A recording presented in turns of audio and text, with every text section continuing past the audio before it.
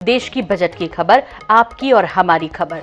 तो आपको बता दें कि देश की वित्त मंत्री निर्मला सीतारमण कल संसद में देश का आम बजट पेश करेंगी। ये लोकसभा चुनाव से पहले मोदी सरकार का अंतिम पूर्ण बजट होगा। मोदी सरकार साल 2014 से अब तक कुल 9 बार बजट पेश कर चुकी है। इस साल 10वां बजट पेश करने जा रही है। वहीं आज से संसद का बजट सत्र भी शुरू हो चुका है। इसकी औपचारिक शुरुआत हो गई राष्ट्रपति द्रौपदी मुर्मू के अभिभाषण के साथ। राष्ट्रपति ने अपने 1 घंटे 2 मिनट तक चले अभिभाषण में कहा कि भारत में मजबूत इच्छा शक्ति वाली सरकार है। ये सरकार बिना डरे काम कर रही है। इसके लिए उन्होंने सर्जिकल स्ट्राइक, आतंकवाद पर सख्ती, आर्टिकल 370 और 3 तलाक का हवाला दिया। उन्होंने कहा कि हमें आत्मनिर्भर भारत बनाना है, जहां गरीबी ना हो और मध्यम वर्ग वैभव से युक्त हो। उन्होंने गरीबों को मुफ्त अनाज की स्कीम जारी रखने की बात कही। वहीं पीएम मोदी ने कहा, बजट से लोगों को काफी उम्मीदें हैं।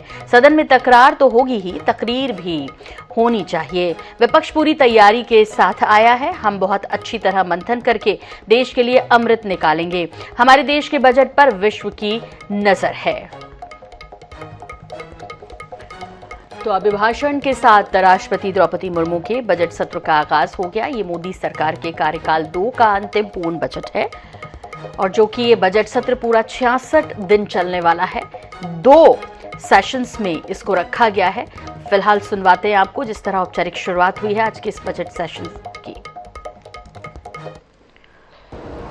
लेकिन आज पूरे देश के लिए गौरव का पल है कि भारत के वर्तमान राष्ट्रपति जी का आज पहला उद्बोधन हो रहा है। आज के वैश्विक परिस्थिति में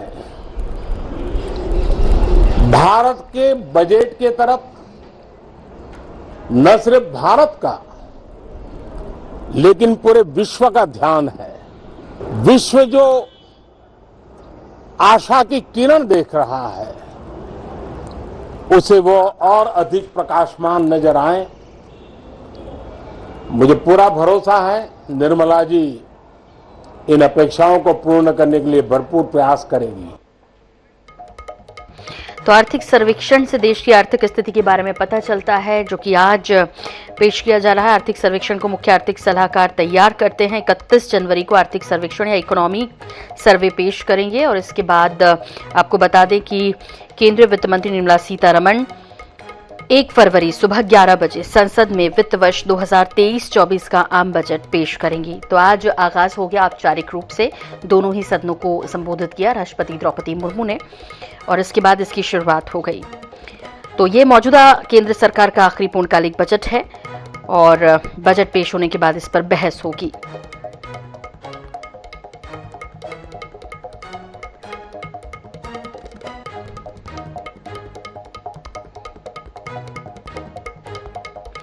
आपको बता दें कि इस बार भी आम बजट पेपरलेस होगा। पेपरलेस बजट की शुरुआत 21-22 के बजट के दौरान हुई थी और ऐसे में इस बजट से कई उम्मीदें हैं, खासतौर पर टैक्स संबंधी, क्योंकि आम आदमी को राहत, उसके लिए कोई आरक्षण आम आदमी के लिए, खासतौर पर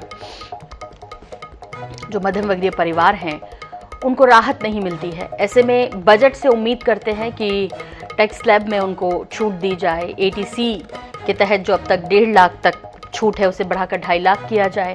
इसके अलावा महंगाई एक समस्या है ही और किचन से लेकर शॉपिंग तक जिस तरह से महंगाई बढ़ी है उसमें जाहिर तौर पर उम्मीद यही है सबको कि ये कम होना चाहिए। चूंकि ये अब इसके बाद 2024 के लोकसभा चुनाव हैं और पूर्णकालिक बजट है मोदी सरकार के कार्यकाल 2 का ये आखिरी, तो इसमें बहुत उम्मीदें लगाए हुए हैं। वैसे भी टैक्स स्लैब में 2017-18 के बाद अपडेशन नहीं है। ऐसे में इस बार बहुत उम्मीद की जा रही है। तो 1 फरवरी को सुबह 11 बजे वित्त मंत्री निर्मला सीतारमण बजट सत्र के अंतर्गत ये बजट पेश करेंगी, 2023-24 का आम बजट। और आकाश जिंदल जी हमारे साथ जुड़ रहे हैं, अर्थशास्त्री। आकाश जी, 2023-24 आम बजट, कितनी उम्मीदें की जानी चाहिए? क्या कुछ सरकार कर सकती है इस बजट में? बहुत उम्मीदें आम आदमी रख के बैठा हुआ है और उसका कारण बड़ा क्लियर और स्पष्ट है। आम आदमी के लिए पिछला साल बड़ी दिक्कतों का रहा है। इन्फ्लेशन यानी महंगाई ज्यादा रही है। रशिया यूक्रेन वॉर के कारण ग्लोबली महंगाई बढ़ी और हिंदुस्तान में इन्फ्लेशन, रिटेल इन्फ्लेशन अक्टूबर का भी डेटा दें तो 6.7% से ऊपर थी। उसके बाद आ जाती है अनएम्प्लॉयमेंट, बेरोजगारी। बेरोजगारी 8% से ऊपर है और अर्बन अनएम्प्लॉयमेंट तो 10% से ऊपर है। तो आम आदमी ग्लोबल प्रॉब्लम्स की वजह से महंगाई और बेरोजगारी दो तकलीफों से गुजरा है, तो उसको बहुत उम्मीदें हैं बजट से। उसके अलावा देखें 9 राज्यों में इलेक्शन भी हैं, then we have a huge central government Lok Sabha election coming up next year, because next year we may not have a proper budget, we may have a voter account. तो there are lot of expectations from this budget as far as common man is concerned. मेरी organization Aakash का मानना है, जो चीजें मैं संभावना रख रहा हूँ, सबसे पहले तो ये है सेंट्रल एक्साइज की कटौती हो सकती है पेट्रोल और डीजल में। तो पेट्रोल और डीजल में 2 या 3 रुपए सस्ता होने की उम्मीद मैं कर रहा हूँ इस बजट में। उसके अलावा इनकम टैक्स की एग्जेम्पशन लिमिट, जिसे आम भाषा में स्लैब कह दिया जाता है, वहां 1 लाख रुपए की रिडक्शन की उम्मीद कर रहा हूं मैं। एटीसी एक बड़ा इंपॉर्टेंट सेक्शन होता है इनकम टैक्स में, जिसमें एनएससी, पीपीएफ, यूलिप कई तरह की इन्वेस्टमेंट आ जाती है। वहां 50,000 के और रिलीफ की मैं उम्मीद कर रहा हूँ। स्टैंडर्ड डिडक्शन हर कर्मचारी, हर एम्प्लॉय के लिए बहुत प्रिय है, वहां 25,000 की और उम्मीद कर रहा हूँ। उसके अलावा मेडिकल हेल्थ इंश्योरेंस, मेडिक्लेम जिसे आम भाषा में कह दिया जाता है, कोरोना में हम सबने देखा है हेल्थ इंश्योरेंस कितना जरूरी है, वहां मैं उम्मीद कर रहा हूँ 20,000 की एडिशनल एग्जम्पशन की। उसके अलावा इस सरकार का नारा रहा है हाउसिंग फॉर एवरीवन, सबको घर देने का। तो ऐसे में हाउसिंग फाइनेंस, क्योंकि ज्यादातर जो घर हैं 90% के आसपास वो लोन पे दिए जाते हैं, तो हाउसिंग फाइनेंस में जो इंटरेस्ट कंपोनेंट है सेक्शन 24B, वहां मैं एक्सपेक्ट कर रहा हूँ 1 लाख के आसपास की इंक्रीमेंट। अब आ जाते हैं किसान भाइयों पे। किसान भाइयों के लिए निल रेट ऑफ इंटरेस्ट या बहुत कम रेट ऑफ इंटरेस्ट की स्कीम की मैं उम्मीद कर रहा हूं। उसके अलावा आ जाते हैं लघु उद्योग, which are called MSMEs. MSMEs, what I expect is that perhaps there could be some sort of incentive, some sort of subsidy scheme wherein they can purchase while they purchase in machinery and equipment. Then we come to our female power, महिला शक्ति। महिलाओं के लिए income tax में additional exemption की मैं उम्मीद कर रहा हूं।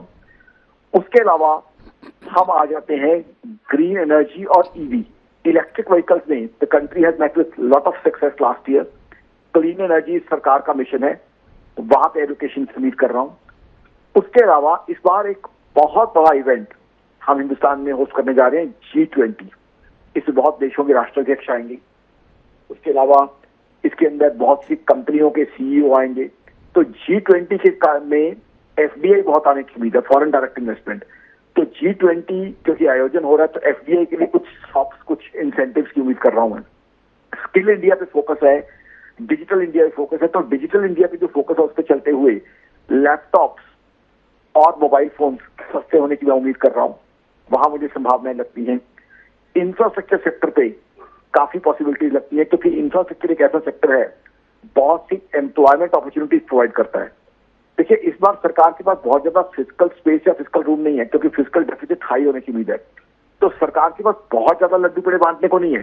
तो देसी भाषा में कहूं तो मुझे लगता है एक ही लड्डू के छोटे छोटे टुकड़े करके सबको खुश करने की, सबका मुंह मीठा कराने की कोशिश की जाएगी। इस प्रकार की उम्मीद मैं लेके बैठा हूँ।